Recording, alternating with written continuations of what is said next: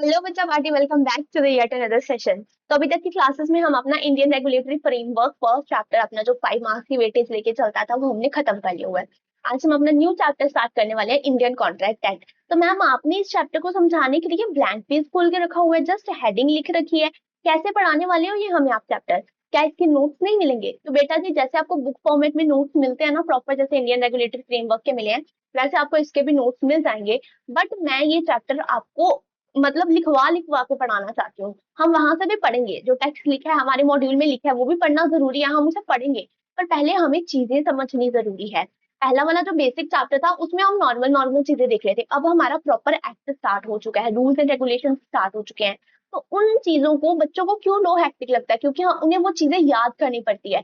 तो हम इसे इस तरह से समझेंगे कि हमें ये चीजें याद ना करनी पड़े, सब कुछ लॉजिक वाइज एग्जाम्पल वाइज समझेंगे। तो इसीलिए ये चैप्टर में जो भी होगा मैं आपको लिखवा के दूंगी, और उसके बाद एंड में हम इसे अपने टेक्स्ट से भी पढ़ लेंगे, उसमें क्या क्या लिखा हुआ है। ठीक है? तो अभी आपको क्या करना है, आपको कॉपी पेन पकड़ के बैठ जाना है, और जैसे जैसे मैं लिखूंगी मेरे साथ साथ लिखना है। जहां पे मैं बोलूंगी लिखना है वहां पे, जहां पे मैं पेन छोड़ने को बोल दूंगी आपको वहां पे वीडियो को अच्छे से देखना है, उसके बाद मैं आपको टाइम दूंगी लिखने के लिए। ठीक है? तो अभी स्टार्ट करते हैं अपना first chapter, Indian contract act. आप सेकंड चैप्टर कह सकते हो, फर्स्ट हमारा इंडियन रेगुलेटरी फ्रेमवर्क गया था। ठीक है? अब बेटा, एक्ट का मतलब मैंने आपको बेसिक क्लास में समझाया था। What is the meaning of act, what is the meaning of law, what is the meaning of rules regulations ordinance वगैरह सब चीजें डिटेल में समझाई थी। जिस बच्चे ने फर्स्ट क्लास नहीं देखी है, पहले जाके हमारा फर्स्ट क्लास देख के आओ, उसमें आपको सब मतलब पता चल जाएंगे एक्ट क्या होता है। तो आज हम अपना फर्स्ट एक्ट स्टार्ट करने वाले हैं, इंडियन कॉन्ट्रैक्ट एक्ट। आपको अपने सिलेबस में कितने एक्ट पढ़ने हैं? हमें पढ़ना है ma'am Indian contract act, SOGA sales of goods act, और हमें एक पढ़ना है नेगोशिएबल इंस्ट्रूमेंट एक्ट, जिसे हम नेगो भी मैं कह देती हूँ। ठीक है? नेगोशिएबल इंस्ट्रूमेंट एक्ट भी आपको पढ़ना है। ये 3 तरह के आपको एक्ट अपने सिलेबस में पढ़ने हैं। तो आज हम अपना फर्स्ट एक्ट स्टार्ट करेंगे, इंडियन कॉन्ट्रैक्ट एक्ट स्टार्ट करेंगे। ठीक है? तो किसी भी एक्ट को पढ़ने से पहले ना हमें उस एक्ट का सेक्शन 1 पढ़ना है। क्या पढ़ना है? सेक्शन 1। सेक्शन 1 हमारा चार्जिंग सेक्शन होता है, मतलब वो हमें सारी डिटेल्स बताता है। कौन सी डिटेल्स बताता है मैम? हमें यहाँ पे बताती हूँ कौन सी डिटेल्स बताता है। सेक्शन 1 में हम सबसे पहले पढ़ेंगे शॉर्ट टाइटल। लिखो मेरे साथ ये सब बच्चे ऐसे ही। देन हम पढ़ेंगे इसमें एक्सटेंट। देन हम इसमें पढ़ेंगे डेट। कौन सी डेट मैम? सब्र करो, सब बताऊंगी। फिर हम इसमें पढ़ेंगे एप्लीकेबिलिटी। ठीक है? ये 4 चीजें हमें पढ़नी है सेक्शन 1 में, और हमारा बेसिक रेडी हो जाएगा इंडियन कॉन्ट्रैक्ट एक्ट का। अब सबसे पहले तो बेटा जी, शॉर्ट टाइटल का मतलब क्या होता है? शॉर्ट टाइटल नाम से क्लियर हो रहा है, किसी बड़े नाम को शॉर्ट टाइटल दे देना। जैसे लेट्स से हमारे पास एक एक्ट होता है, कंजर्वेशन ऑफ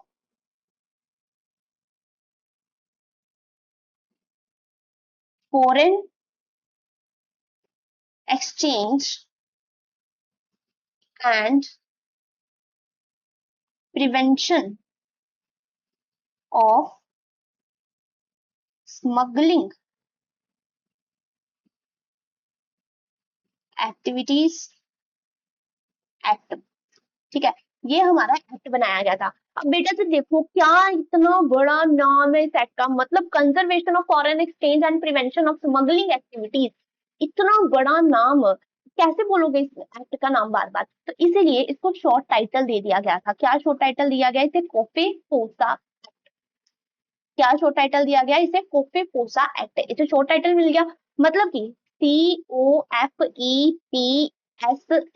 ठीक है? ये इसके फर्स्ट फर्स्ट एक्रोनियम्स उठाए और उसको नाम दे दिया कोफे पोसा एक्ट। ठीक है? अब शॉर्ट टाइटल का इसका मतलब क्या समझते हो? शॉर्ट टाइटल मतलब जिस भी एक्ट का बहुत बड़ा नाम होता है, तो उस नाम को हम नहीं ले सकते, इतने बड़े नाम को, तो उसे एक शॉर्ट टाइटल दे दिया जाता है, ऐसे कोफे पोसा एक्ट। अब हमारा जो एक्ट है, जो हम अपना एक्ट पढ़ रहे हैं, कौन सा एक्ट पढ़ रहे हैं हम? इंडियन कॉन्ट्रैक्ट एक्ट पढ़ रहे हैं। क्या ये एक्ट का नाम आपको बहुत बड़ा लगता है?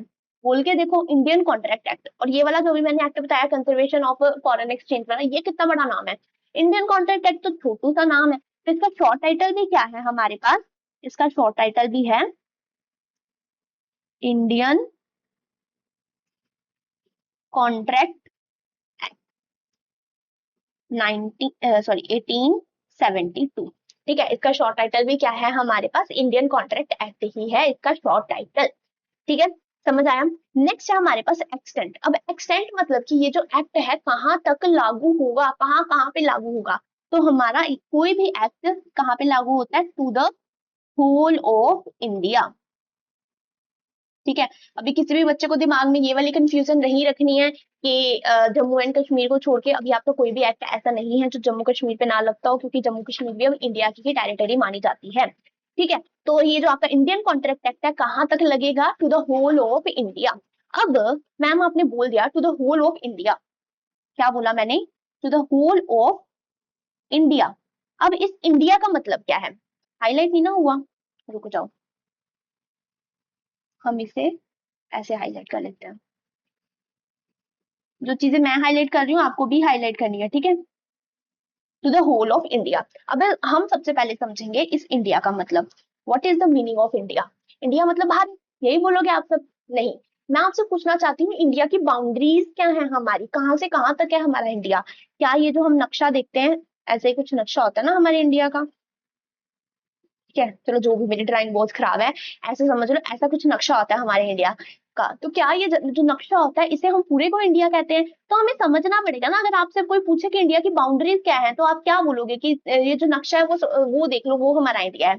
तो इंडिया की बाउंड्रीज की भी डेफिनेशन दे रखी है, कहाँ तक हमारा इंडिया होता है।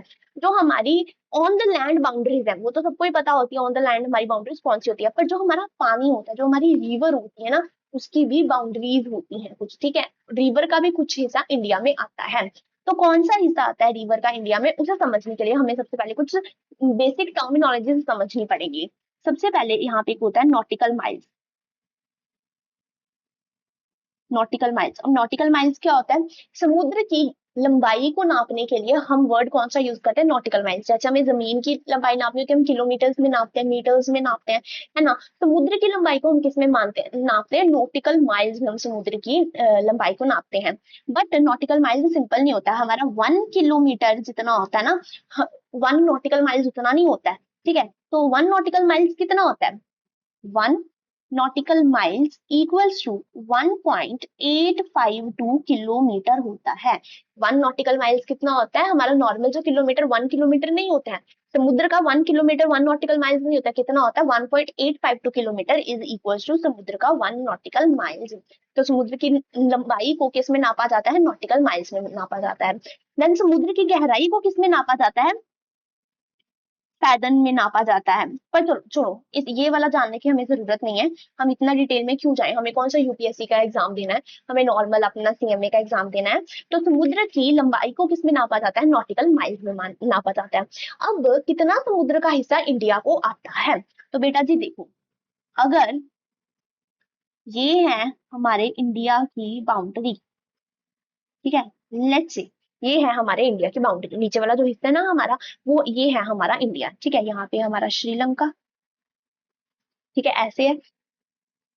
श्रीलंका को भी छोड़ दो, अभी मैं जस्ट आपको ये बता रही हूँ कि समुद्र कितना है, तो ये होता है हमारा इंडिया। अब यहाँ पे जो है हमारा समुद्र ही समुद्र है, let's say this is our समुद्र। ठीक है, ये क्या है हमारा? रिवर्स है हमारे यहाँ पे। अब ये कितना पानी इंडिया का पानी होगा, इन पानी को भी ना डिवाइड किया गया, कितना एरिया इंडिया के हिस्से में आएगा, कितना एरिया किसी और टेरिटरी के हिस्से में आएगा। तो ये सब चीजें हम देखने वाले हैं। तो इंडिया का एक्सक्लूसिव इकोनॉमिक जोन तक हक होता है, कहाँ तक? एक्सक्लूसिव इकोनॉमिक जोन तक। Now what is the meaning of exclusive economic zone? तो आपको यहाँ पे कुछ और टर्मिनोलॉजी समझने की जरूरत है। सबसे पहले तो देखो बेटा, ये ये जो बाउंड्री है ना, क्या जब मुझे समुद्र की लंबाई नापनी है इस बाउंड्री से नापती जाऊंगी? नहीं, क्योंकि ये बाउंड्री ना बहुत ज्यादा जिगजैग होती है, ऐसे ऐसे ऐसे ऐसे पता नहीं कैसे कैसे ये बाउंड्रीज बनी होती है, बहुत ज्यादा जिगजैग होती है। तो इसीलिए समुद्र की लंबाई को सही सही नापने के लिए हम एक लाइन ड्रॉ करते हैं जिसे हम कहते हैं बेस लाइन। तो ये इसके आसपास ही एक नॉर्मल से लाइन ड्रॉ की जाती है, नॉट जरूरी कि ये स्ट्रेट लाइन होगी, बस जिगजैग हटाने के लिए लाइन को ड्रॉ किया जाता है ताकि हम वहां से लंबाई को नाप सके आराम से। इस जो ये जो हमने लाइन खींची है, इस लाइन को हम क्या कहते हैं? इस लाइन को हम कहते हैं बेस लाइन। अभी आप लोग ये समझो, ये डायग्राम लास्ट में ड्रॉ कर लेना, मैं टाइम दूंगी आपको, स्क्रीनशॉट ले लेना फिर ड्रॉ कर लेना। ठीक है, ये जो लाइन मैंने खींची है, ये जो एक लाइन खींची है जिससे मैं समुद्र की लंबाई को नाप सकूं, इसे मैं क्या कहती हूँ? बेस लाइन कहती हूँ। और इसके अंदर का जितना भी वाटर आता है इसे हम क्या कहते हैं? इंटरनल वाटर कहते हैं। क्या कहते हैं इस वाटर को हम? इंटरनल वाटर कहते हैं।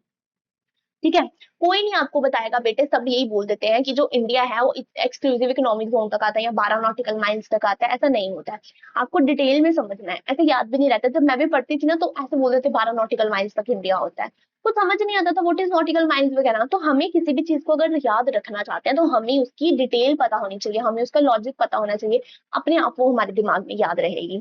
ठीक है, तो इसीलिए यहाँ पे मैं आपको एक एक चीज समझा रही हूँ जो हमारे कॉन्सेप्ट को समझने के लिए जरूरी है। एकदम ध्यान से सुनो इसे, पेपर में आपसे नहीं पूछेगा ये आपकी जनरल नॉलेज के लिए बता रहे हैं। कल को आप प्रोफेशनल बनने वाले हो, आपसे कोई पूछ ले इंडिया की मैरीटाइम बाउंड्री क्या है, तो आप बता पाओगे? नहीं बता पाओगे ना। ठीक है, तो ये जो बेस लाइन के अंदर वाले को हम कहते हैं इंटरनल वाटर, और ये जो इंटरनल वाटर होता है ये उसी टेरिटरी का होता है। जैसे अगर हम अभी इंडिया की बात कर रहे हैं यहाँ पे, तो ये जो इंटरनल वाटर होगा ना ये इंडिया का ही होगा हमारे। ठीक है, फिर इस बेस लाइन से ऊपर जो 12 नॉटिकल माइल्स तक होता है इसे हम क्या कहते हैं? Territorial water. ठीक है, बेस लाइन से यहाँ पे लिख लेते हैं 12 नॉटिकल माइल्स तक हमारा क्या होता है? Territorial water. बेस लाइन से लेके 12 नॉटिकल माइल्स तक हमारा क्या हो गया यहाँ पे? Territorial water.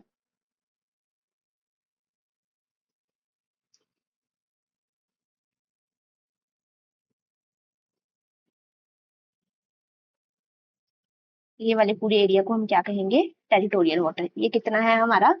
12 नॉटिकल माइल्स तक है ये हमारा। नेक्स्ट, फिर हमारा इस टेरिटोरियल वाटर के बाद नेक्स्ट 12 नॉटिकल माइल्स को, इस टेरिटोरियल वाटर के बाद नेक्स्ट 12 नॉटिकल माइल्स को हम क्या कहते हैं अपना? ये देखो, एक तो हो गया हमारी मेजरमेंट चल रही है बेस लाइन से, दूसरी हमारी मेजरमेंट चल रही है यहाँ से। अगर मैं देखूं कि बेस लाइन से लेके यहाँ तक के वाटर को, ये कितने नॉटिकल माइल्स हो गए हमारे? 24 नॉटिकल माइल्स हो गए ना, है ना? बेस, क्योंकि बेस लाइन से लेके यहाँ तक टेरिटोरियल वाटर तक हमारे 12 नॉटिकल माइल्स हो गए। मैंने क्या क्या? नेक्स्ट 12 नॉटिकल माइल्स, अब यानी कि टोटल बेस लाइन से लेके कितने नॉटिकल माइल्स हो गए? 12 प्लस 12 हमारे कितने नॉटिकल माइल्स हो गए? 24 नॉटिकल माइल्स हो गए हमारे पास। ठीक है, तो बेस लाइन से लेके 24 नॉटिकल माइल तक हमारा कौन सा जोन होता है? कंटेजिनियस जोन कहते हैं हम इसे। क्या कहते हैं? कंटेजिनियस जोन कहते हैं। यानी कि हमारे टेरिटोरियल वाटर के बाद जो नेक्स्ट 12 नॉटिकल माइल्स आते हैं वो किसमें आते हैं? हमारे कंटेजिनियस जोन में आते हैं। ठीक है, अब ये जो टेरिटोरियल वाटर होता है ना हमारा, इस पे प्रॉपर हक होता है जो उस कंट्री, जो कंट्री के साथ लग रहा है। जैसे हम अभी इंडिया की बात कर रहे हैं ना, तो ये जो 12 नॉटिकल माइल्स तक यानी कि टेरिटोरियल वाटर है उस पे प्रॉपर हक इंडिया का होगा। अब उस एरिया में कोई भी दूसरा बिना परमिशन के नहीं आ सकता है। लेट्स से पाकिस्तान का कोई पर्सन, पाकिस्तान का कोई शिप वहां पे नहीं आ सकता है बिना परमिशन के। अगर आएगा तो इंडिया के पास हक है, वो उसे उड़ा सकता है, शिप को खत्म कर सकता है। ठीक है, तो ये जो 12 नॉटिकल माइल्स यानी कि जो हमारा टेरिटोरियल वाटर है वो एक्सक्लूसिवली इंडिया का ही होगा, मतलब उसी टेरिटरी का होगा जिसके साथ वो वाटर मिलता है। ठीक है, तो इस पे आप बिना परमिशन के नहीं आ सकते हो। उसके बाद आता है हमारे पास कंटिन्यूस जोन, यानी कि नेक्स्ट 12 नॉटिकल माइल्स यानी कि बेस लाइन से 24 नॉटिकल माइल्स तक कंटिन्यूस जोन पे भी उसी टेरिटरी का हक होता है। जैसे इंडिया है हमारी, उसी टेरिटरी का हक होगा, इंडिया का ही हक होगा। बट यहाँ पे अगर कोई बिना परमिशन के आता है तो आप उसके ऊपर टैक्स लगाओगे, मतलब आप उसे उड़ा नहीं सकते हो। ठीक है, यहाँ पे अगर कोई आएगा तो आप उसे उड़ा नहीं सकते हो, आप उसके ऊपर क्या चार्ज कर सकते हो? टैक्स चार्ज कर सकते हो, मतलब इंडिया वाले इसके ऊपर टैक्स चार्ज कर सकते हैं। अगर कोई बिना परमिशन के आएगा, अगर हमला कर रहा है फिर तो ऑब्वियस सी बात है कि वो भी हमला करेंगे। बट किसी को भी उड़ाना अलाउड नहीं है इस एरिया में, सिर्फ आप टैक्स चार्ज कर सकते हो। और अगर इस एरिया में आ गए, टेरिटोरियल वाटर में आ गए, तो भाई हम सीधा उड़ाएंगे बिना परमिशन के आ गए तो। अगर यहाँ पे आ गए तो हम टैक्स लेंगे, चाहे परमिशन के साथ आओ चाहे बिना परमिशन के आओ। ओके, तो कंटिन्यूस जोन भी इंडिया का ही हुआ, बट इसमें इंडिया का एक्सक्लूसिव हक नहीं है, वो जस्ट टैक्स चार्ज कर सकती है। ठीक है, उड़ाएगी नहीं। तो टेरिटोरियल वाटर है वो तो भाई हमारा ही है, इसमें तो आके दिखाओ बिना परमिशन के, सीधे उड़ा देंगे हम। उसके बाद हमारे पास 17 नेक्स्ट 176 नॉटिकल माइल्स होते हैं। उसके बाद कैसे किया गया है डिवीजन? 176 nautical miles. ठीक है, कितने नॉटिकल माइल्स? 176 nautical miles. यानी कि हमारे बेस लाइन से कितने नॉटिकल माइल्स हो गए? प्लस करो एक बार, 12 प्लस 12 प्लस 176 कितने हो गए हमारे पास? 200 नॉटिकल माइल्स। बेस लाइन से 200 नॉटिकल माइल्स तक के वाटर को हम क्या कहते हैं? Exclusive economic zone. क्या कहते हैं हम इसे? एक्सक्लूसिव इकोनॉमिक जोन कहते हैं हम इसे। ठीक है, अब ये जो आपका एक्सक्लूसिव इकोनॉमिक जोन है, यानी कि आपके जो 176 नॉटिकल माइल्स हैं, अब इसमें कोई भी पर्सन आ सकता है, इंडिया का इसमें हक है, पर इसमें कोई भी पर्सन आ सकता है, आप उसके ऊपर टैक्स नहीं लोगे, आप उसे उड़ाओगे नहीं। ठीक है, अब यहाँ पे इंडिया का हक है, तो इंडिया यहाँ पे करती क्या है, यहाँ से इंडिया कोई भी नेचुरल रिसोर्सेज एक्सट्रैक्ट करके लेके जा सकती है, अपने अंदर अपने नेचुरल रिसोर्सेज एक्सट्रैक्ट करके लेके जा सकती है, पर कोई और यहाँ पे आके नेचुरल रिसोर्सेज एक्सट्रैक्ट नहीं कर सकता, सिर्फ इंडिया ही कर सकती है। मतलब कि कोई शिप अगर घूमते घुमाते इस एरिया में से हो जाता है, तो उसे ना कोई टैक्स पे करना है, ना ही इंडिया वाले उसे कुछ कह सकते हैं। घूमा, चलो अपनी अपनी डायरेक्शन, उसको उसको ये डायरेक्शन पड़ती थी, यहाँ से घूम के जाना था, यहाँ से होके चला गया, कोई दिक्कत की बात नहीं है। बट यहाँ पे आके कोई जाना नेचुरल रिसोर्सेज को एक्सट्रैक्ट नहीं कर सकता, वो हक किसके पास है, सिर्फ इंडिया के पास ही है, यहाँ पे आके नेचुरल रिसोर्सेज को एक्सट्रैक्ट करने का हक। ठीक है, अगर यहाँ पे कोई घूमते घुमाते गलती से आ गया, टेरिटोरियल वाटर में कोई गलती से आ गया ना भाई, हम उड़ा देंगे। आपके कंटिजेनियस जोन में अगर कोई घूमते घुमाते गलती से आ गया, भाई हम टैक्स देंगे। बट अगर आप एक्सक्लूसिव इकोनॉमिक जोन में घूमते घुमाते आते तो हम आपको कुछ नहीं कहेंगे, ना टैक्स लेंगे, ना हम आपको उड़ाएंगे। इंडिया भी सिर्फ यहाँ पे जाके अपने नेचुरल रिसोर्सेज एक्सट्रैक्ट कर सकती है, इतना ही हक है इंडिया का इस एक्सक्लूसिव जोन में। ठीक है, तो ये चार तरह के वाटर होते हैं आपके पास, कौन कौन से, internal water, territorial water, contiguous zone and exclusive economic zone. उसके बाद जो एरिया होता है, ये जितना भी एरिया होता है, इसे हम क्या कहते हैं, हाई सी एरिया कहते हैं। इसे हम क्या कहते हैं, हाई सी एरिया, हाई सी। अब इसके ऊपर इंडिया का कोई हक नहीं है। अब इसके ऊपर अगर इसके आसपास कोई और टेरिटरी नहीं आती है, ठीक है, लेट्स से यहाँ पे इंडिया है, अब इंडिया का यहाँ पे इंटरनल वाटर, यहाँ पे हमारा टेरिटोरियल वाटर, फिर हमारा आया कंटिजिनियस जोन, फिर हमारा आया यहाँ पे अपना वो एक्सक्लूसिव जोन।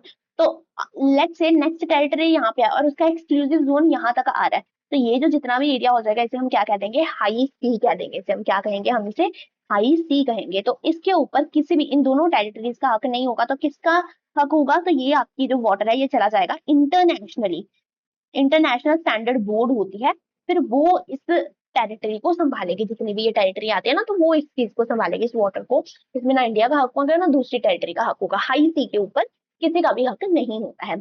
ठीक है, तो समझ आया आपको कि सी की डिवीजन कैसे की गई है। अब इंडिया हमारा कहाँ तक हुआ, फिर इंडिया हमारा एक्सक्लूसिव इकोनॉमिक जोन तक उसका हक तो है, पर हुआ कहाँ तक, हमारा टेरिटोरियल वाटर तक ही इंडिया हुआ ना, क्योंकि उसका एक्सक्लूसिव हक है, वहां पे और कोई नहीं आ सकता। जैसे हम कहें हमारी जमीन है, वो कितनी है, वो टेरिटोरियल वाटर तक ही है। तो इसलिए आपको ये कहने को सुनेंगे, काफी लोग आपको ये कहेंगे कि इंडिया कहाँ तक होता है, 12 नॉटिकल माइल्स तक इंडिया होता है, पर 12 नॉटिकल माइल्स तक इंडिया एक्सक्लूसिवली होता है, उसके बाद 200 नॉटिकल माइल्स तक भी उसका हक रहता है। ठीक है, समझ आया what is the meaning of India. ठीक है, तो ये था हमारा इंडिया, जितनी हमारी जो लैंड की बाउंड्री है प्लस हमारी जितनी भी मैरिटाइम बाउंड्री है, उसे मिला के हमारा इंडिया बनता है।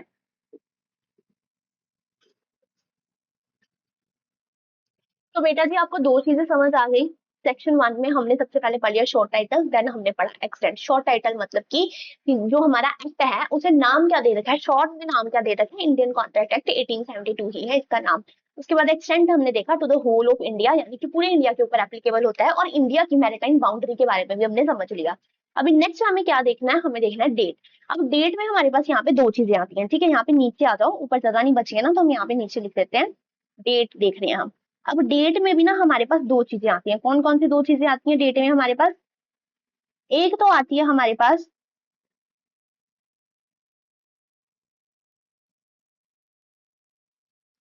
चलो, एक आती है हमारे पास इनेक्टमेंट डेट,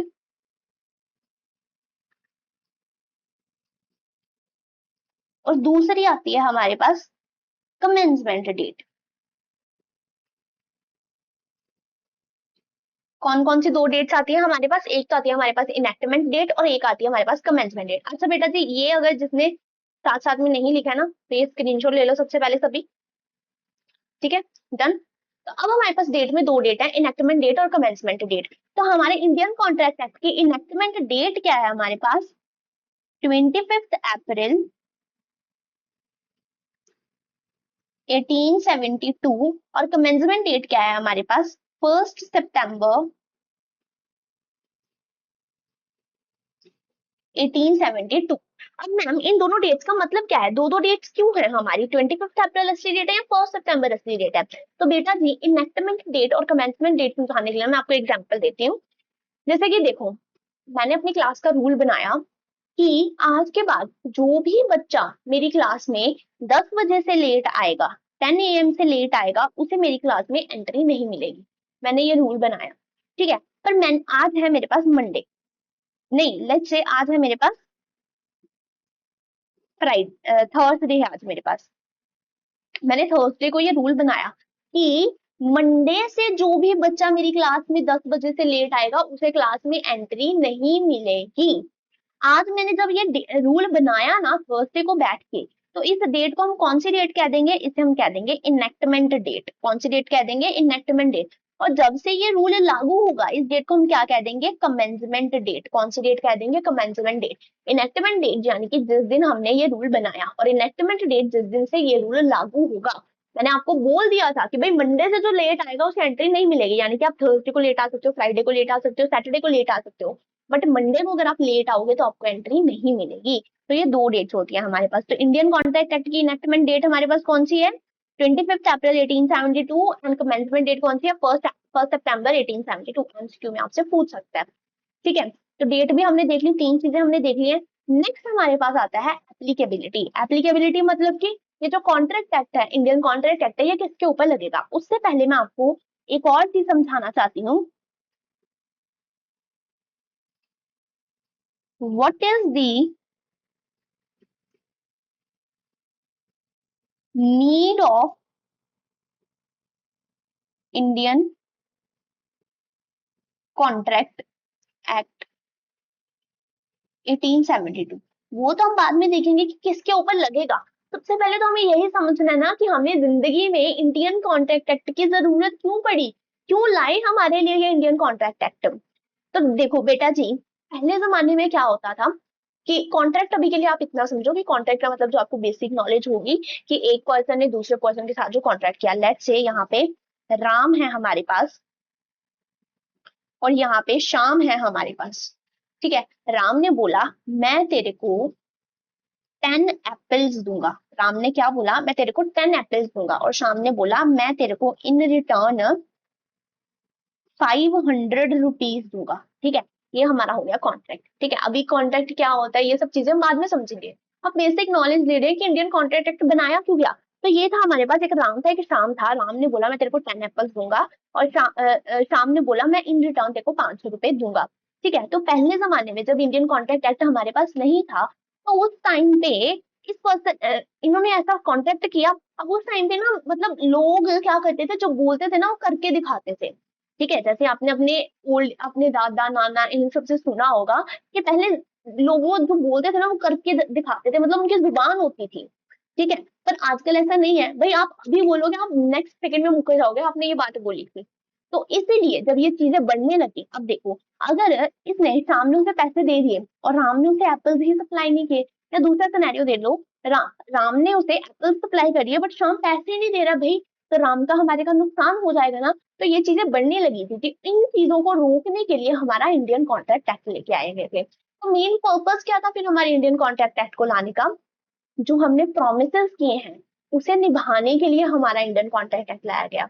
जो वादा किया है वो निभाना पड़ेगा, ठीक है। ये मेन हमारा इंडियन कॉन्ट्रैक्ट एक्ट किसके ऊपर बेस्ड है, जो वादा किया है वो निभाना पड़ेगा, मतलब जो आपने बोला है वो आपको करके दिखाना पड़ेगा, ठीक है। अगर आपने बोला है कि आप उसे 10 एप्पल सप्लाई करोगे तो आप उसे 10 एप्पल सप्लाई करोगे। अगर सामने बोला है कि तू उसे 500 रुपीज देगा तो तू उसे 500 रुपीज देगा, वरना लो आएगी और वो आपसे ये काम करवाएगी, ठीक है। तो हमारा जो इंडियन कॉन्ट्रैक्ट एक्ट है ये क्यों लाया गया, ताकि जो हमारे वादे हैं वो निभाए जा सके, किसी के भी साथ गलत ना हो, इसीलिए। तो हमारा इंडियन कॉन्ट्रैक्ट एक्ट किस प्रिंसिपल के ऊपर बेस्ड हुआ, किस प्रिंसिपल के ऊपर हमारा इंडियन कॉन्ट्रैक्ट एक्ट बेस्ड हुआ। ये एक लेटिन फ्रेज है। क्या है हमारा लेटिन फ्रेज, पैक्टा सुंट सर्वेंडा, ठीक है। इसका मतलब क्या है, प्रोमिसेस मस्ट बी केप्ट, ठीक है। अगर हम इसे हिंदी में लिखना चाहे, जो वादा किया वो निभाना पड़ेगा।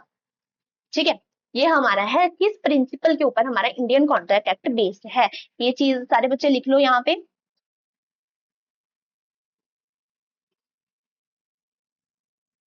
लेटिन फ्रेज के ऊपर बेस्ड है। अब ये आपको एमसीक्यू में वहां पे पूछ सकता है पेपर में कि कौन से लेटिन फ्रेज के ऊपर हमारा इंडियन कॉन्ट्रैक्ट एक्ट बेस्ड है। तो पैक्टा सुंड सर्विंडा, सारे मेरे साथ अपने घर पे बोलेंगे, पैक्टा सुंड सर्विंडा कौन सा फ्रेज है? ये लेटिन फ्रेज है। इसका मतलब क्या है? प्रोमिसेस मस्ट बी केप्ट, जो वादा किया है वो निभाना पड़ेगा। ठीक है, तो ये लिख लो ये वाला, what is the need of Indian contract act and, या फिर हम इसे ऐसे भी लिख सकते हैं, ऑन विच प्रिंसिपल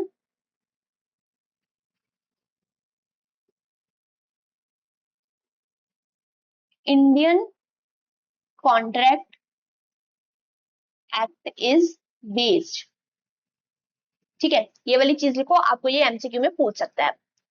अब वापिस आओ, हमने तीन चीजें पढ़ ली। क्या क्या पढ़ ली? शॉर्ट टाइटल हमने पढ़ लिया, एक्सटेंट पढ़ लिया, डेट पढ़ ली। अच्छा बेटा जी, डेट से मेरे को आपको एक और चीज बतानी थी। क्या चीज बतानी थी मैम आपको डेट से? मेरे को डेट बताना, कब बनाया गया हमारा ये इंडियन कॉन्ट्रैक्ट एक्ट? हमारा इंडियन कॉन्ट्रैक्ट एक्ट बनाया गया 1 सितंबर 1872 को। कब बनाया गया? 1 सितंबर 1872 को बनाया गया है। ये डेट देखना ध्यान से, 1872। मैंने आपको बेसिक क्लास में बताया था लॉ कौन बनाता है, जल्दी बताओ कमेंट सेक्शन में, लॉ कौन बनाता है? लॉ हमारा बनाता है पार्लियामेंट। कौन लॉ बनाता है? लॉ हमारा बनाता है पार्लियामेंट। पार्लियामेंट एग्जिस्टेंस में कब आया था? पार्लियामेंट एग्जिस्टेंस में आया था 1950 में। कब आया था पार्लियामेंट एग्जिस्टेंस में? 1950 में। तो लॉ तो भाई पार्लियामेंट बनाता है, तो ये लॉ तो पहले का बना हुआ है, 1872 का बना हुआ है। तो इंडियन कॉन्ट्रैक्ट एक्ट किसने बना दिया? फिर पार्लियामेंट ने तो बनाया नहीं है, तो किसने बनाया? ये भी तो आपके दिमाग में क्वेश्चन आ रहा होगा ना कि किसने बना दिया इंडियन कॉन्ट्रैक्ट एक्ट। तो लिखो यहाँ पे, history of Indian contract act. क्या हिस्ट्री है हमारे इंडियन कॉन्ट्रैक्ट एक्ट की? तो बेटा जी, हमारे ऊपर पहले कौन राज करते थे? हमारे ऊपर राज करते थे मैम इंग्लैंड वाले गोरे लोग, हमारे ऊपर राज करते थे। कौन राज करता था? गोरे या राज करते, तो वही अपना कानून चलाते थे हमारे ऊपर, वही अपने नियम कानून जो भी बनाए होते थे चलाते थे। ब्रिटिश पीरियड हमने समझा था। ठीक है, तो ब्रिटिश पीरियड के दौरान उन गोरे लोगों ने एक हमें एक्ट दिया था। कौन सा एक्ट दिया था? Indian contract act. कौन सा एक्ट उन्होंने बनाया था? Indian contract act. तो जब ये लोग हम देश छोड़ के गए ना, हमारा जब हमें इंडिपेंडेंस मिली ना, तो उसके बाद इंडिया के कॉन्ट्रैक्ट्स को रेगुलेट करने के लिए, उनके लिए जो रूल्स एंड रेगुलेशंस बनाए गए, तो उसके लिए सबसे पहले इंडिया वालों ने क्या बनाया? हमारा बेसिक कॉमन लॉज बनाए गए थे। क्या बनाए गए थे? हमारे कॉमन लॉज बनाए गए थे, नॉर्मल। बट फिर इन लॉज, ये लॉज हमारे इंडियन सर्कमस्टांसेस को, हमारे इंडियन जो भी नेचर था कॉन्ट्रैक्ट का, उसको सूट नहीं कर रहे थे, सफिशिएंट नहीं थे। फिर उसके बाद हिंदू पर्सनल लॉज लाए गए। हिंदू पर्सनल लॉज लाए गए। फिर ये पर्सनल लॉज भी थोड़ी देर तक चले, बट धीरे धीरे बिजनेस की कॉम्प्लेक्सिटीज बढ़ती जा रही थी। भाई जो कॉन्ट्रैक्ट कितने, इनकी कॉम्प्लेक्सिटीज बढ़ती जा रही थी, लोग अलग अलग तरह के फ्रॉड कर रहे थे, जो ना हमारे बेसिक कॉमन लॉज डील कर पा रहे थे, ना ही हमारे हिंदू पर्सनल लॉज डील कर पा रहे थे। तो फिर हमें क्या करना पड़ा? हमें अंग्रेज लोगों के इंडियन कॉन्ट्रैक्ट एक्ट को अडॉप्ट करना पड़ा। हमने क्या किया? इंडियन कॉन्ट्रैक्ट एक्ट को कॉपी किया और पेस्ट कर लिया।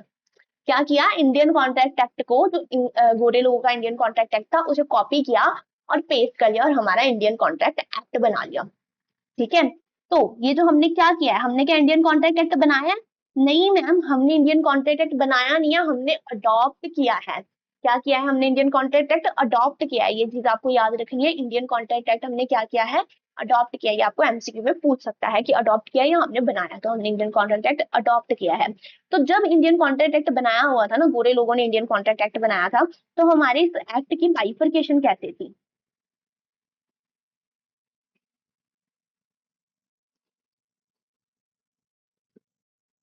ये देखो हमारे इस एक्ट की बाइफरकेशन कैसी थी, इसमें ना कुछ लॉ अलग अलग प्रोविजंस थे हमारे पास। कैसे थे, पहले ना एक प्रॉपर एक इंडियन कॉन्ट्रैक्ट एक्ट था जो बुरे लोगों का था हमारे पास, उसमें बहुत सारे सेक्शंस दे रखे हुए थे। सेक्शन 1 से लेके 75 तक हमारा डील करता था जनरल प्रिंसिपल्स ऑफ कॉन्ट्रैक्ट को। सेक्शन 76 से लेके 126 हमारा डील करता था सेल्स ऑफ गुड्स के रिलेटेड जितने भी हमारे लॉज वगैरह होते थे। फिर सेक्शन, इसे हम नीचे लिखते हैं, सेक्शन 127 से लेके 238 तक हमारा डील करता था स्पेशल कॉन्ट्रैक्ट्स, जितने भी हमारे स्पेशल नेचर के कॉन्ट्रैक्ट्स हो जाएंगे, यानी कि इंडेमनिटी के रिलेटेड हो गए, इंश्योरेंस के रिलेटेड हो गए, ठीक है, ये वाली सारी चीजें हमारे स्पेशल कॉन्ट्रैक्ट, जो स्पेशल तरह के कॉन्ट्रैक्ट्स होते थे वो इसमें डील करते थे सेक्शन 127 से लेके 238 तक। फिर हमारे पास आता था सेक्शन 230 से आगे के जितने भी हमारे सेक्शन थे ना, 239 से लेके हमारे सेक्शन जितने भी थे वो हमारे किसको डील करते थे, पार्टनरशिप बिजनेस को हमारे डील करते थे ये सारे सेक्शंस। ठीक है, तो ये सारे सेक्शंस पहले इंडियन कॉन्ट्रैक्ट एक्ट में ही दिए गए थे। ठीक है बेटा, ये जो सारे सेक्शंस थे ना हमारे 1 से लेके सेक्शन 239 और जितने भी इसके आगे के भी सेक्शंस थे, ये सारे हमारे इंडियन कॉन्ट्रैक्ट एक्ट में ही दे रखे थे। तो एक ही एक्ट में इतने सारे सेक्शंस, बेटा तो कितना कितना हेक्टिक हो जाएगा ना वो सब पढ़ना। मतलब इतनी बड़ी बुक हो जाएगी हमारी इंडियन कॉन्ट्रैक्ट एक्ट की, इतनी ज्यादा बड़ी बुक। तो जितना आप उसमें एक ही चीज में जितनी चीजें डालते जाओगे ना वो सब चीजें कॉम्प्लिकेटेड होती जाएंगी, ठीक है, वो समझ में भी नहीं आएंगी, सब कुछ मेसी होता जाएगा। तो इसीलिए फिर क्या किया गया था, इन सेक्शंस को अलग अलग कर दिया गया था।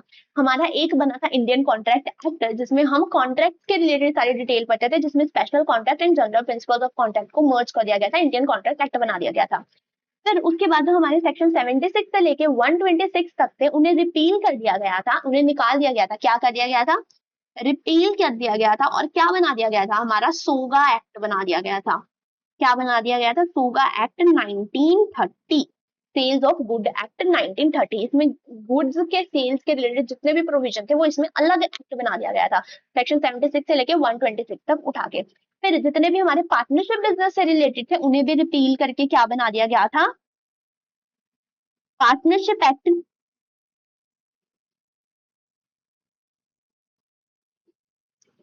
1932। ठीक है, क्या बना दिया गया था, पार्टनरशिप एक्ट 1932। अब ये भी आपसे एमसीक्यू में पूछ सकता है कि पहले हमारे जो प्रोविजंस थे वो सारे इंडियन कॉन्ट्रैक्ट एक्ट में जुड़े हुए थे, फिर उसके बाद उसे अलग कर दिया गया, रिपील कर दिया गया, सेल्स ऑफ गुड्स एक्ट को अलग कर दिया गया और पार्टनरशिप एक्ट 1932 को अलग कर दिया गया था हमारा। ठीक है, इतना समझ आया। तो ये थी हमारी इंडियन कॉन्ट्रैक्ट एक्ट की हिस्ट्री। क्या हिस्ट्री है कि गोरे लोगों ने सबसे पहले अपना कॉन्ट्रैक्ट एक्ट बनाया था।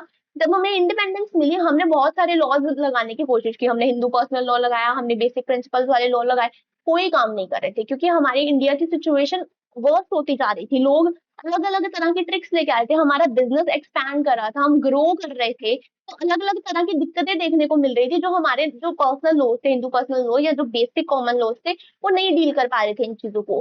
तो क्या किया हमने, जो कॉन्ट्रैक्ट एक्ट ब्रिटिश का कॉन्ट्रैक्ट एक्ट था उसे कॉपी किया और पेस्ट किया और इंडियन कॉन्ट्रैक्ट एक्ट 1872 बना लिया। हमने क्या किया है, इस इंडियन कॉन्ट्रैक्ट एक्ट को अडॉप्ट किया है। समझ आया, तो ये थी आपकी इंडियन कॉन्ट्रैक्ट एक्ट की हिस्ट्री। सारे बच्चे स्क्रीनशॉट ले लो इसका। डन। तो हमने अभी तक 3 चीजें कवर कर ली हैं। शॉर्ट टाइटल क्या है हमारे इंडियन कॉन्ट्रैक्ट एक्ट का, extend to the whole of India, date हमने पढ़ी enactment date and commencement date, इसी से रिलेटेड हमने फिर हिस्ट्री भी पढ़ ली है कि पहले ये इसकी, क्योंकि 1872 में तो पार्लियामेंट बना ही नहीं था, तो फिर ये एक्ट कहाँ से आया था, हमने अडॉप्ट किया था ब्रिटिशर्स का एक्ट। अब नेक्स्ट चीज हमने पढ़ी कि इंडियन कॉन्ट्रैक्ट एक्ट बनाया ही क्यों गया था, किस प्रिंसिपल के ऊपर बेस्ड है, तो लेटिन प्लेस पैक्टा सुंट सर्वेंटा। उसके बाद अब हमें क्या देखनी है, एप्लीकेबिलिटी देखनी है। एप्लीकेबिलिटी मतलब कि अब ये इंडियन कॉन्ट्रैक्ट एक्ट किसके ऊपर एप्लीकेबल होगा, खुद सोचो किसके ऊपर एप्लीकेबल होगा। क्या मेरे ऊपर एप्लीकेबल होगा, आपके ऊपर एप्लीकेबल होगा, पर्सन्स के ऊपर एप्लीकेबल होगा, नॉन लिविंग थिंग्स के ऊपर एप्लीकेबल होगा, किसके ऊपर एप्लीकेबल होगा। तो बेटा जिसके नाम से क्लियर हो रहा है इंडियन कॉन्ट्रैक्ट एक्ट, यानी कि किसके ऊपर एप्लीकेबल होगा, कॉन्ट्रैक्ट्स के ऊपर एप्लीकेबल होगा।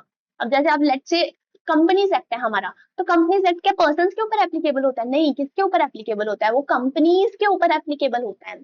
ठीक है, तो जो भी हमारे एक्ट होते हैं ना, वो किसी पर्टिकुलर चीज के ऊपर एप्लीकेबल होते हैं, जिस चीज के लिए वो बनाए गए हैं। जैसे हमारा टोपा हो गया, ट्रांसफर ऑफ प्रॉपर्टी एक्ट, तो वो किसके ऊपर एप्लीकेबल होता है? इमूवेबल प्रॉपर्टीज के ऊपर एप्लीकेबल होता है, वो पर्सन के ऊपर एप्लीकेबल नहीं होता है। ये एक्ट मुझे नहीं कह रहा है कि हाँ भाई तूने ऐसे ऐसे किया तो तेरे को ये सजा हो जाएगी, मुझे नहीं कह रहा है, ये कॉन्ट्रैक्ट की बात कर रहा है। तो ये एक्ट किसके ऊपर एप्लीकेबल है? हमारा कॉन्ट्रैक्ट के ऊपर एप्लीकेबल है। किसके ऊपर एप्लीकेबल है एक्ट? कॉन्ट्रैक्ट के ऊपर एप्लीकेबल है। तो अगर हमने सब पढ़ लिया कि मैम ये एक्ट का शॉर्ट टाइटल क्या है, एक्सटेंट क्या है, डेट क्या है, कमेंसमेंट इनैक्टमेंट डेट पढ़ ली, एप्लीकेबिलिटी देख ली कि किसके ऊपर ये एप्लीकेबल है, कॉन्ट्रैक्ट्स के ऊपर एप्लीकेबल है। अब फिर अगर ये कॉन्ट्रैक्ट के ऊपर एप्लीकेबल है तो हमें कॉन्ट्रैक्ट का मतलब तो बता दो। तो अब हमारा सेक्शन 1 यहाँ पे खत्म होता है। अब हम जंप करेंगे मीनिंग ऑफ द कॉन्ट्रैक्ट के ऊपर। What is the meaning of contract?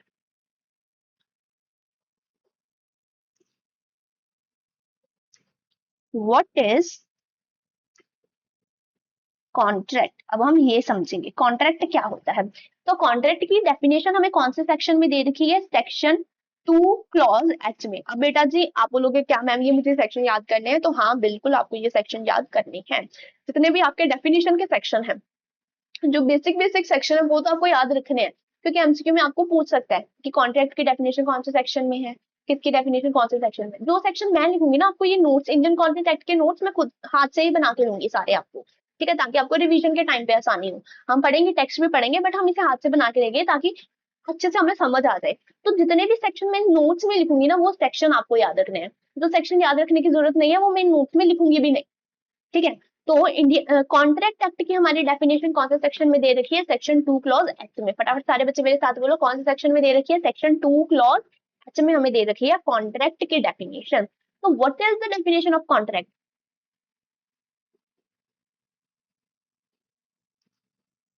Contract is an agreement which is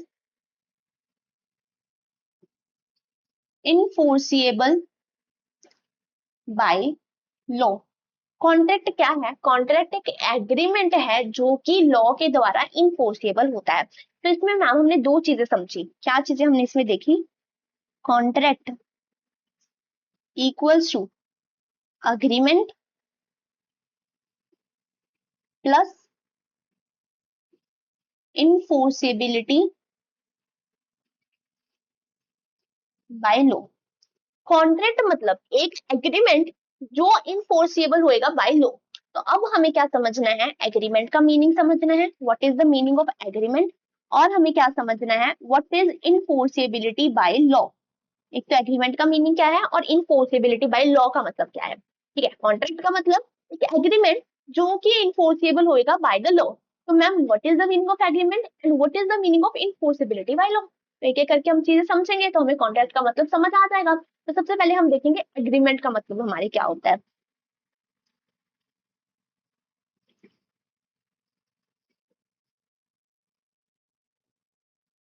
what is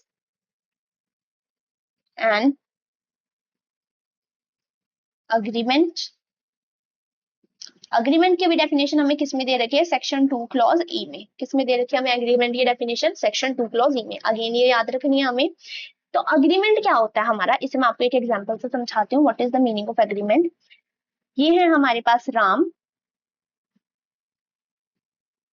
और यहाँ पे हमारे पास है श्याम, ठीक है। राम ने शाम को राम ने शाम को बोला कि मैं तेरे को 10 एप्पल्स सप्लाई करूंगा, ठीक है। शाम ने राम को क्या बोला? मैं तेरे को इन रिटर्न 500 रुपीज दूंगा, ठीक है। तो दोनों साइड से बेटे को प्रॉमिस हो रहा है ना। राम ने बोला मैं तेरे को प्रॉमिस करता हूँ मैं तेरे को 10 एप्पल्स दूंगा, और शाम ने बोला कि मैं तेरे को प्रॉमिस करता हूँ मैं तेरे को 500 रुपीज दूंगा, ठीक है। तो ये क्या हो रहा है? ये हमारा एक हो रहा है प्रॉमिस हो रहा है, ठीक है मैम। ये हमारा क्या हो रहा है? प्रॉमिस हो रहा है। अब बेटा जी देखो, अगर राम शाम को एप्पल्स दे रहा है तो इन रिटर्न राम को क्या मिल रहा है? पैसे मिल रहे हैं ना। अगर राम शाम को एप्पल्स दे रहा है तो इन रिटर्न राम को क्या मिल रहा है? भाई मुझे पैसा मिल रहा है, मनी मनी मिल रहा है मेरे को। और अगर शाम राम को पैसा दे रहा है इन रिटर्न उससे भी तो कुछ मिल रहा है ना, क्या मिल रहा है उसे? एप्पल्स मिल रहे हैं इन रिटर्न। तो ये जो इन रिटर्न चीजें मिल रही होती है ना, इसे हम क्या कहते हैं? इसे हम कहते हैं कंसिडरेशन। क्या कहते हैं हम इसे? कंसिडरेशन। क्या कहते हैं हम इसे? कंसिडरेशन कहते हैं। ये दो चीजें आपको समझ आई। अब एग्रीमेंट का मीनिंग क्या होता है?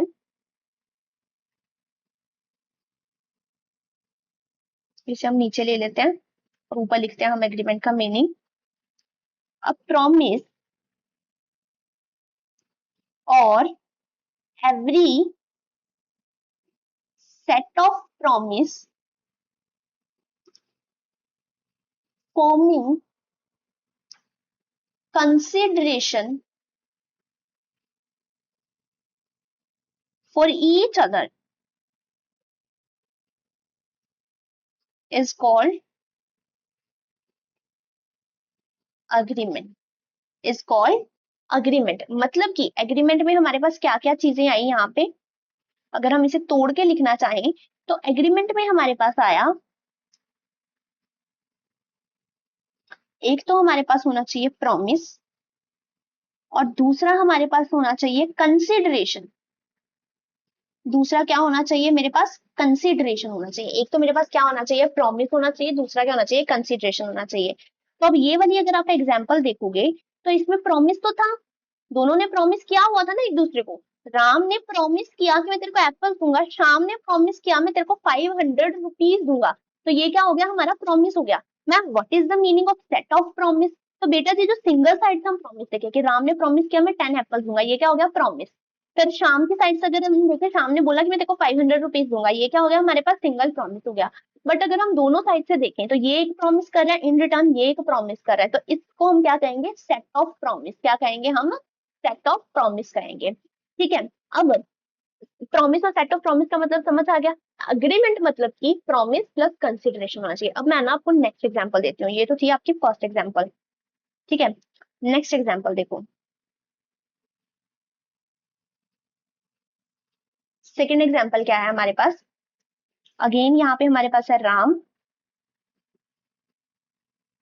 राम छोड़ो, अब यहाँ पे हम अपनी एग्जांपल लेते हैं। यहाँ पे है महक, यानी कि मैं, आपकी महक मैम हूँ यहाँ पे मैं।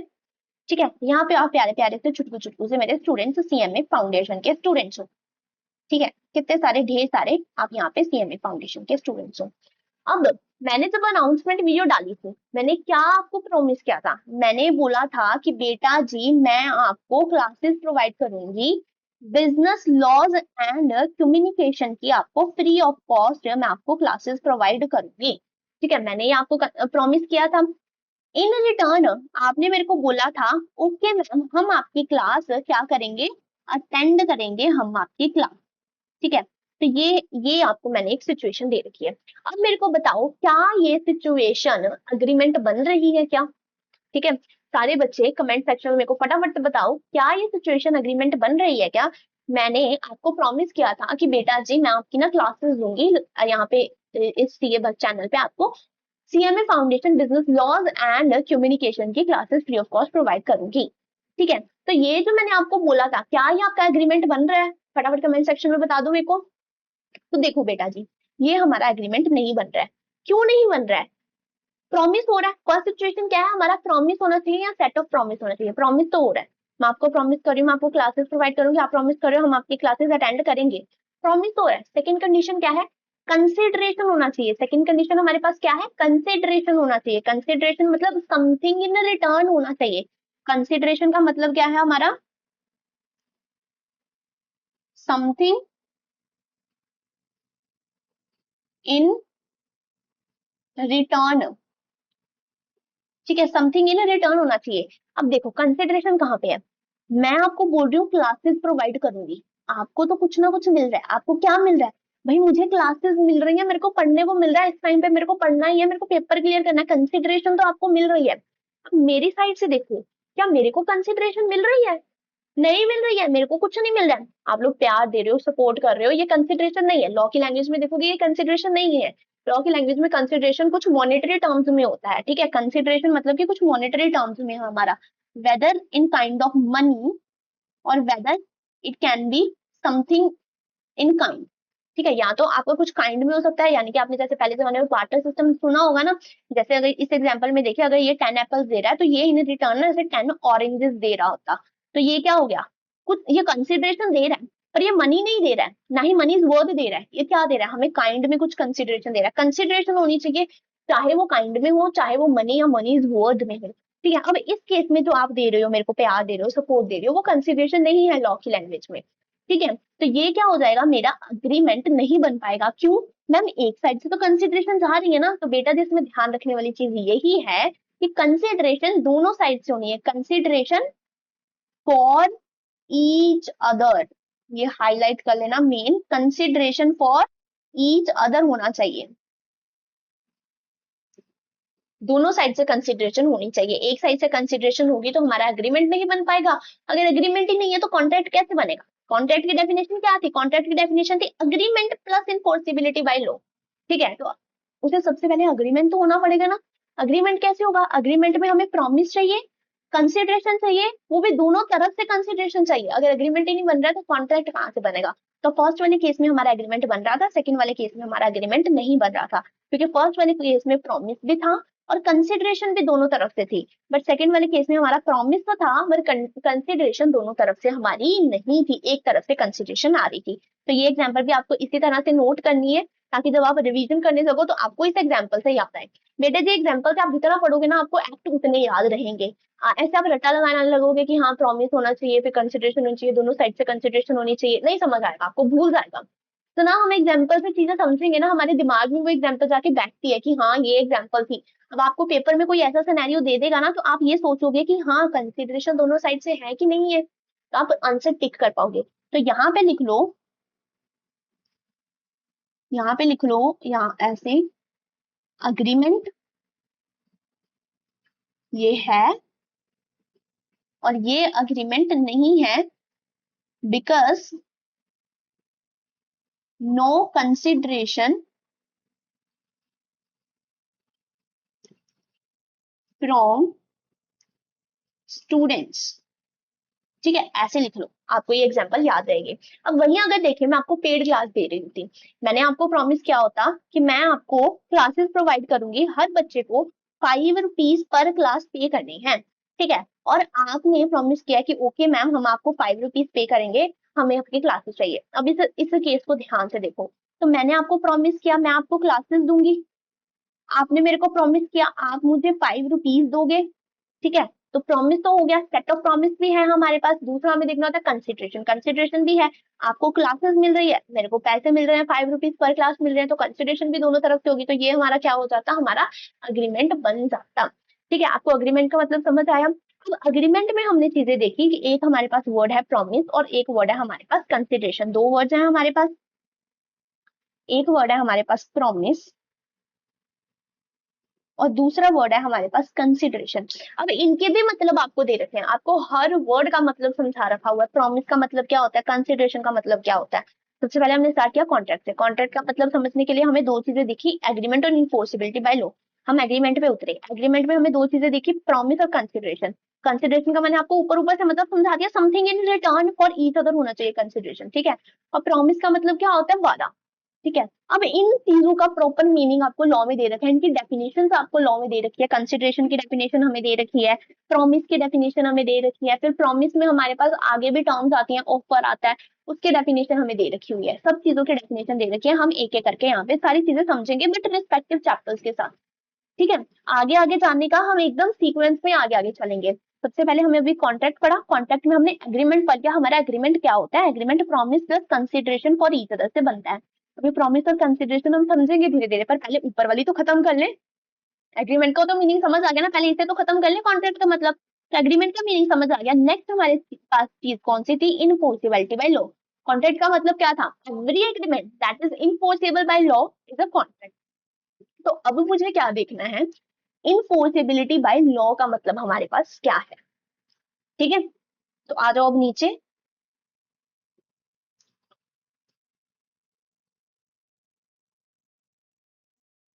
इनफोर्सेबिलिटी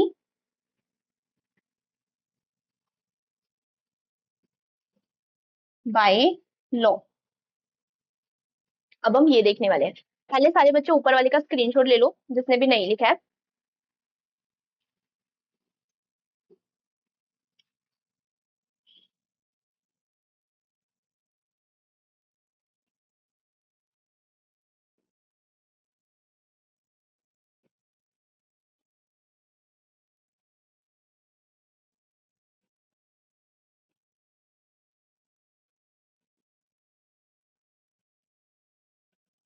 ये सबको अपनी कॉपी पे नोट करना है बेटे, ठीक है। कोई भी कमेंट सेक्शन में बार बार नहीं पूछेगा कि मैम नोट करना है नहीं करना है, मैं पहले ही बोल रही हूँ।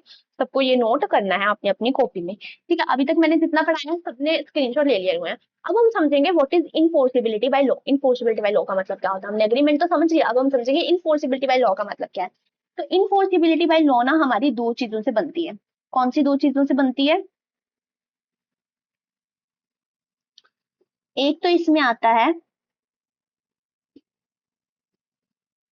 Essential,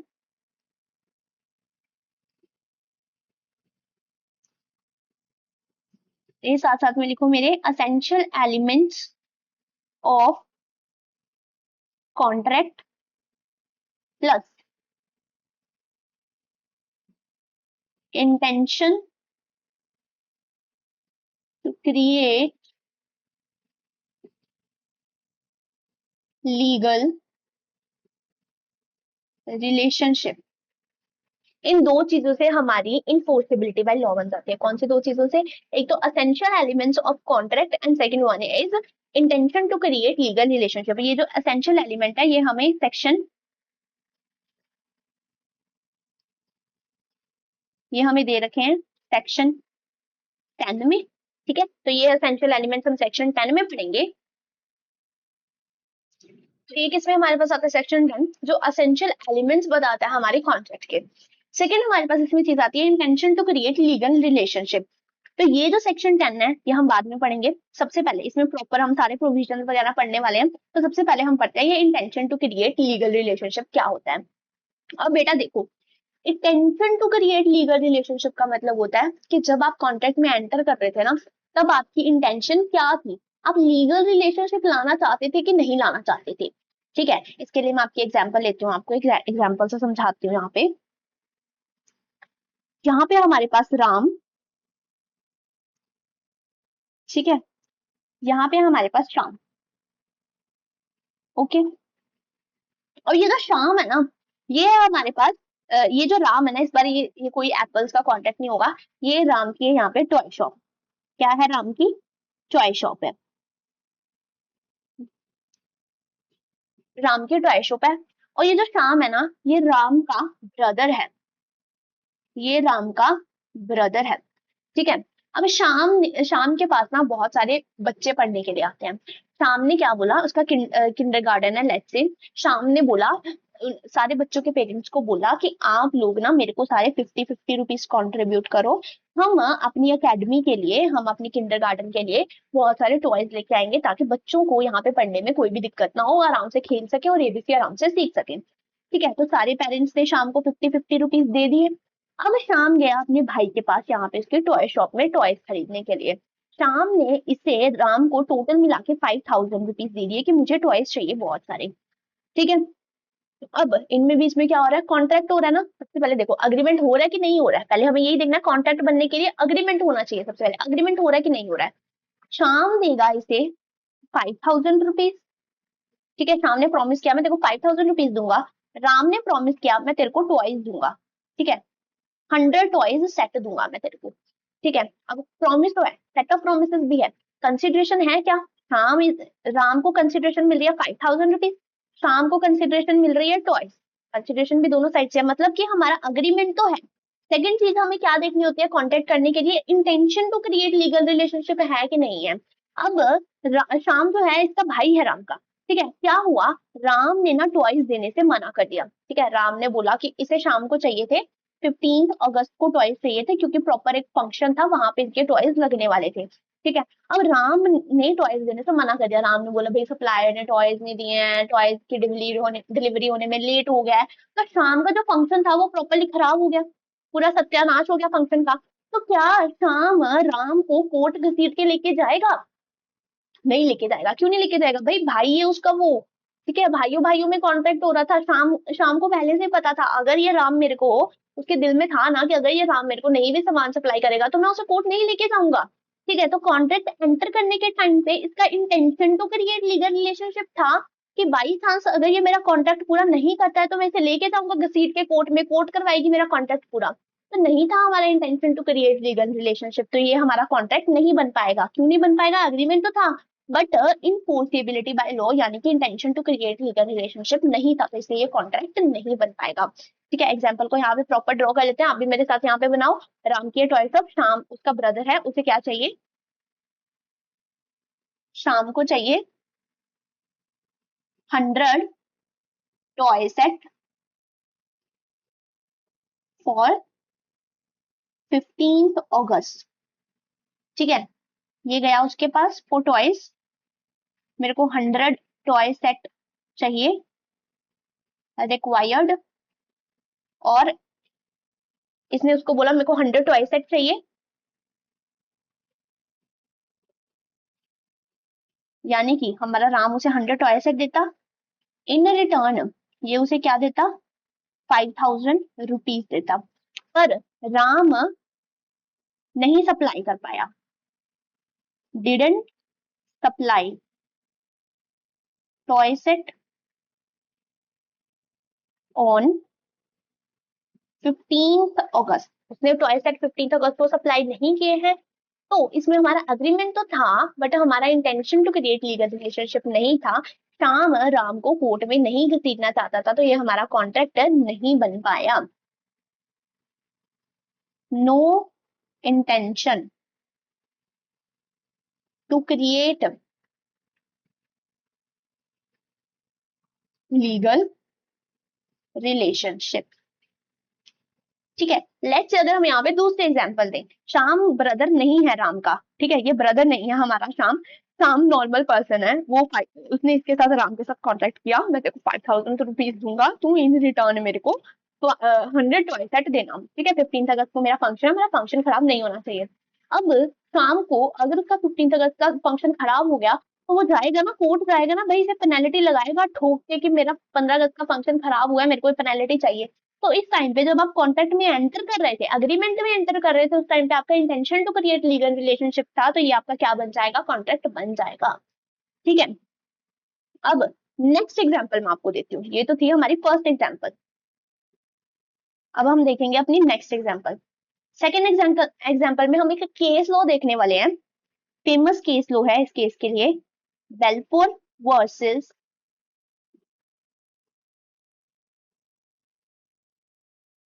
Balfour case law. ठीक है, ये हमारा फेमस केस लॉ है इस चीज को समझाने के लिए। इसमें क्या होता है, मिस्टर एंड मिसेस बेल्फोर होते हैं हमारे पास। ठीक है, कोई भी बच्चा साथ साथ में लिखेगा नहीं, पहले इस केस लॉ को अच्छे से समझो, मैं साथ साथ में ड्रॉ कर रही हूँ, फिर आपको मैं स्क्रीनशॉट लेने को दूंगी। मिस्टर बेल्फोर है यहाँ पे हमारे पास, और यहाँ पे है मेरे पास मिसेस बेल्फोर। ठीक है, ये दोनों हस्बैंड वाइफ है हमारे पास। ठीक है, अब ये दोनों हस्बैंड वाइफ जाते हैं इंग्लैंड में घूमने। कहाँ जाते हैं, ये दोनों हस्बैंड वाइफ जाते हैं इंग्लैंड घूमने के लिए जाते हैं। वहां पे जब घूमने जाते हैं तो मिसेस बेल्फोर को हो जाता है बहुत तेज बुखार। ठीक है, उन्हें इलनेस इमरजेंसी, उन्हें मेडिकल इमरजेंसी हो जाती है, तो उन्हें हॉस्पिटल में एडमिट करना पड़ता है। तो मिस्टर बेल्फोर बोलते हैं मिसेस बेल्फोर को कि आप जाओ वापस सिलोन। सिलोन में रहते थे ये दोनों जाने, तो मिस्टर बेल्फोर मिसेस बेल्फोर को बोलते हैं कि आप वापस चले जाओ सिलोन, वहां पे आप रेस्ट करो, प्रॉपर अपना मेडिकल ट्रीटमेंट करवाओ। मैं रहता हूँ यहाँ पे इंग्लैंड में ही, और मैं आपको हर मंथ 30 पाउंड भेजता रहूंगा। क्या भेजता रहूंगा, 30 पाउंड में आपको हर मंथ भेजता रहूंगा आपके मेंटेनेंस के लिए, खर्चे के लिए। ठीक है, अब मिसेस बेल्फोर तो चली जाती है वापस अपना मेडिकल ट्रीटमेंट करवाने के लिए। कुछ टाइम के बाद इनके रिलेशनशिप और होने शुरू हो जाते हैं, मतलब इनके रिलेशनशिप में लड़ाइयां होनी शुरू हो जाती हैं, ये दोनों एक दूसरे से नाराज होना शुरू हो जाते हैं। तो मिस्टर बेल्फोर ना मिसेस बेल्फोर को पैसे भेजना बंद कर देते हैं। ठीक है, मिस्टर बेल्फोर मिसेस बेल्फोर को पैसे भेजना बंद कर देते हैं। अब मिसेस बेल्फोर को आता है गुस्सा, भैया मेरे को पैसे नहीं भेज रहा है, मैं अपने दवाइयों का खर्चा कैसे करूंगी, मेरा मेंटेनेंस कैसे चलेगा। तो मिसेस बेल्फोर जाती है कोर्ट। कहाँ जाती है, मिसेस बेल्फोर जाती है कोर्ट। कोर्ट में बोलती है कि मिस्टर बेल्फोर ने मेरे को बोला था कि मैं आपको 30 पाउंड भेजूंगा हर मंथ आपके मेंटेनेंस के लिए। ठीक है, पर अब ये मेरे को 30 पाउंड नहीं दे रहा है।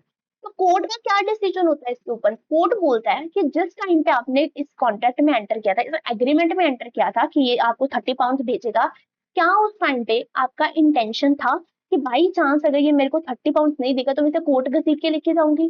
तो कहते हैं नहीं भाई, पति परमेश्वर होता उस टाइम पे थोड़ी मेरा ऐसा कोई इंटेंशन था। तो कोर्ट बोलती है अगर उस टाइम पे आपका कोई इंटेंशन ही नहीं था कि अगर ये बाई चांस ये नहीं लेगा, मेरे को पैसे नहीं देगा तो मैं इसे कोर्ट लेके जाऊंगी, तो ये कॉन्ट्रैक्ट ही नहीं बना। अगर कॉन्ट्रैक्ट नहीं बना तो लड़ने के लिए किस चीज के लिए आए हो?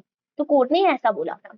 ठीक है, तो मिस्टर और मिसेस बेल्फोर का केस वो है ये, जिसमें हमारा ये कॉन्ट्रैक्ट क्यों नहीं बन पाया? क्योंकि intention to create legal relationship नहीं था ना। ये देखो बेटे, मैंने आपका Balfour versus Balfour case law का प्रॉपर यहाँ पे डायग्राम बना लिया है। आप लोग भी ऐसे ही इसका डायग्राम बना लो ताकि रिवीजन के टाइम पे आपको आसानी रहे। केस लो तो मैंने आपको समझा दिया, ठीक है? स्क्रीनशॉट ले लो सभी। ठीक है, तो क्या पढ़ रहे थे हम पढ़ रहे थे intention to create legal relationship. हमने देखा कि intention to create legal relationship मतलब कि कॉन्ट्रैक्ट में एंटर करने के टाइम पे हमारा इंटेंशन होना चाहिए कि हम उसके साथ लीगल रिलेशनशिप बनाना चाहते हैं। तो फर्स्ट वाले केस में हमारा लीगल रिलेशनशिप नहीं था। सेकेंड वाले केस में अगर हम देखें तो बेल्फोर वर्सेस बेल्फोर में क्या हुआ था? Mister and Mrs Balfour husband wife थे जो सिलोन में रहते थे। इंग्लैंड जाते हैं वो घूमने के लिए, वहां पे मिसेस बेल्फोर को मेडिकल इमरजेंसी हो जाती है जिसकी वजह से उन्हें वापस आना पड़ता है। तो मिस्टर बेल्फोर कहते हैं कि आप वापस जाओ सिलोन, मैं आपको हर मंथ $30 भेजूंगा आपके ट्रीटमेंट के लिए। आफ्टर सम टाइम उनके रिलेशन जो है वो खराब होना शुरू हो जाते हैं, तो मिस्टर बेल्फोर उसे पैसे देने से मना कर देते हैं। तो मिसेस बेल्फोर बहुत ही निराश हताश हो जाती है, तो वो जाती है हमारे कोर्ट के पास अपील करने के लिए। तो कोर्ट का क्या डिसीजन होता है? कोर्ट कहता है कि जब आप कॉन्ट्रैक्ट में, जब आप एग्रीमेंट में एंटर कर रहे थे उस टाइम पे आपका intention to create legal relationship था ही नहीं। आपने ये सोचा ही नहीं था कि बाई चांस अगर ये मुझे पैसे नहीं देगा तो मैं इसे कोर्ट लेके जाऊंगा, ऐसा कुछ इंटेंशन आपका था ही नहीं। तो इस वजह से आपका ये कॉन्ट्रैक्ट नहीं बन पाएगा। अभी आपको गुस्सा आया इसलिए आप कोर्ट में आ गए हो, पर जब आपने एंटर किया था एग्रीमेंट में उस टाइम पे वो कॉन्ट्रैक्ट बन ही नहीं पाया। तो कॉन्ट्रैक्ट ही नहीं है अगर लॉ की नजरों में, तो आप लड़ने किस चीज के लिए आए? नेक्स्ट केस लो मेरे पास, देखो यहाँ पे है मैरिड वर्सेस मैरिड का केस लो। यहाँ पे भी हमारे पास हस्बैंड वाइफ है, मिस्टर मैरिड है एंड मिसेस मैरिड है। इस केस लो में क्या होता है, ये दोनों शादी करते हैं आपस में और लोन लेते हैं घर लेने के लिए।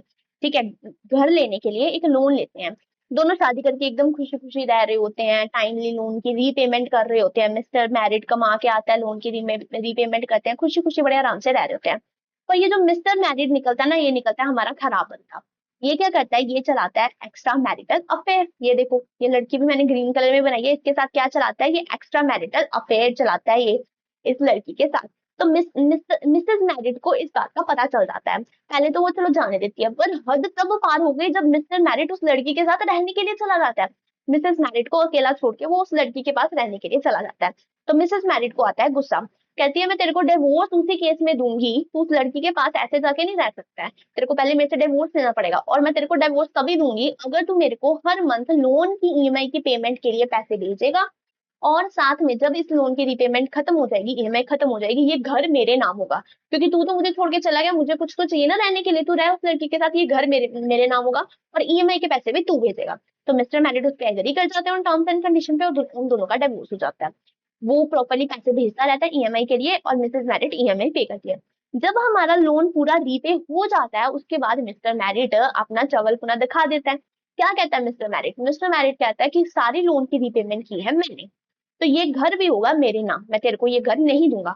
तो मिसेस मैरिड कहती है भाई ऐसे कैसे नहीं दूंगा, मैं जाऊंगी कोर्ट में। तो वो कोर्ट में जाती है, कोर्ट का दरवाजा खटकाती है और उन्हें सारी चीजें बताती है। तो मिस्टर मैरिड कहता है कि भाई जज साहब देखो, ये हमारा अग्रीमेंट ही है, कॉन्ट्रैक्ट बना ही नहीं है ये हमारा। क्यों नहीं बना है? क्योंकि intention to create legal relationship नहीं था, हम पति पत्नी आपस में, वो मेरे को क्यों कोर्ट में लेके जाएगी? तो कॉन्ट्रैक्ट में एंटर करते time intention to create legal relationship नहीं था। तो मिसेस मैरिड कहती है कि जज साहब मेरा उस टाइम पे ही intention to create legal relationship था, मैंने डाइवोर्स ही इसी कंडीशन पे दिया था कि ये घर मेरे नाम होगा, अगर ये मेरे को घर नहीं देगा तो भाई सिंपल सी बात है, मैं इसे कोर्ट लेके जाऊंगी। तो कोर्ट का भी यही डिसीजन होता है कि जब आप कॉन्ट्रैक्ट में एंटर कर रहे थे उस टाइम पे आपका intention to create legal relationship था, तो ये हमारा क्या बन जाएगा? Contract act. इसमें ये प्रॉपर हमारा कॉन्ट्रैक्ट बन जाएगा। अग्रीमेंट में intention to create legal relationship है तो कॉन्ट्रैक्ट हमारा बन जाएगा। हम अज्यूम करके चल रहे हैं कि ये वाली जो सेकंड कंडीशन है ये अभी चल ही रही है। ठीक है, हम सिर्फ अभी ये वाली चीजें समझ रहे हैं। तो समरी अगर हम देखें तो बेटा जी, कॉन्ट्रैक्ट कितने टाइप्स के होते हैं? कॉन्ट्रैक्ट इस हिसाब से अगर हम देखें तो हमारे पास दो तरह के कॉन्ट्रैक्ट आए। एक तो हमारे पास आया कमर्शियल नेचर का कॉन्ट्रैक्ट,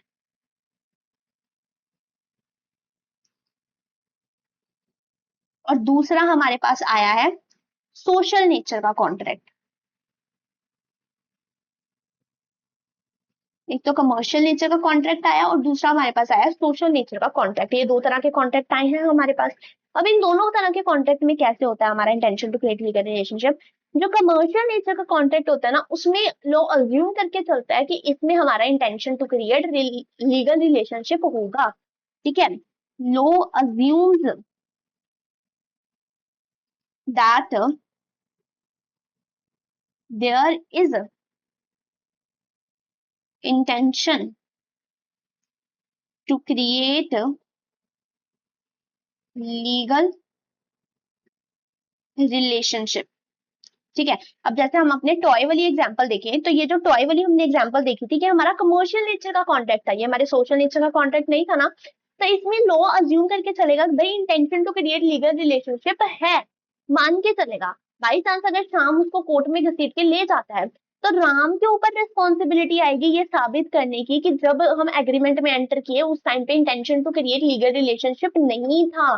ठीक है, क्योंकि लॉ मान के चलेगा कि कमर्शियल नेचर के कॉन्ट्रैक्ट एग्रीमेंट्स में हमारा intention to create legal relationship होता है। तो रिस्पॉन्सिबिलिटी किसके ऊपर आएगी, इसके ऊपर आएगी, राम के ऊपर आएगी। इसे प्रूव करना पड़ेगा कि जब हम एग्रीमेंट में एंटर कर रहे थे उस टाइम पे कोई ऐसा इंटेंशन नहीं था।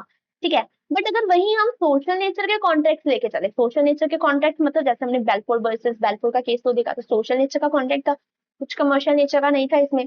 तो इस केस में लॉ अज्यूम करके चलता है कि हमारा intention to create legal relationship नहीं है। तो इस केस में रिस्पॉन्सिबिलिटी क्या आ जाती है, इस केस में रिस्पॉन्सिबिलिटी आ जाती है कि आपको ये बताना पड़ेगा, प्रूव करना पड़ेगा कि intention to create legal relationship है। जैसे हमने ये मैरिड वर्सेस मैरिड वाला केस लॉ देखा, तो इस केस में लॉ मान के चल रहा है कि intention to create legal relationship नहीं होगा। तो इस केस में हमारी मिसेज मैरिड के ऊपर रिस्पॉन्सिबिलिटी आ जाती है कि उसे प्रूव करना पड़ेगा कि intention to create legal relationship था। ठीक है, वहीं अगर ये हमारा कमर्शियल नेचर का कॉन्ट्रैक्ट होता, तो मिस्टर मैरिड के ऊपर रिस्पॉन्सिबिलिटी आ जाती कि उसे प्रूव करना पड़ेगा कि intention to create legal relationship नहीं था। ओके, तो कमर्शियल नेचर के कॉन्ट्रैक्ट में लॉ अज्यूम करके चलता है कि intention to create legal relationship है, बट सोशल नेचर के कॉन्ट्रैक्ट में लॉ अज्यूम करके चलता है, law assumes that there is no intention to create